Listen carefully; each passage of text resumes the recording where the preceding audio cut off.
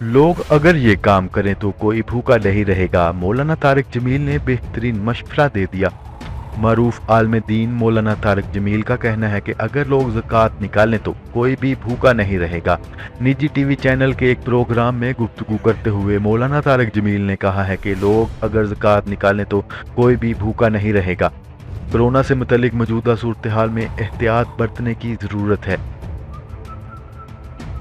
लोग अगर ज़कात निकालेंगे तो पूरे मुल्क में भी कोई भूखा नहीं रहेगा। मालदार अफराद गरीबों के घर जाकर राशन फराहम करें। उन्होंने कहा है कि हाकम का एक गलत फैसला मुल्क को तबाह कर सकता है और एक सही कदम मुल्क को बचा सकता है। हम सियासी लिहाज में भी ग्रोह बन चुके हैं और मजहबी लिहाज से भी ग्रोहों में बढ़ चुके हैं। मुश्किल सूरत हाल है।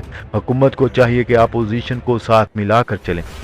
उन्होंने कहा है कि कौम को एक पैगाम है कि झूठ बोलना छोड़ दें, हमेशा सच बोलें, रिश्वत ना दें, मिलावट ना करें, वादा खिलाफी ना करें, जुल्म ना करो, इंसाफ करो। जी तो नाजरीन, अब तक के लिए इतना ही। मजीद खबरें लेकर बहुत जल्द आपकी खिदमत में हाजिर होंगे। तब तक के लिए अपना ख्याल रखिएगा। अल्लाह निगहबान।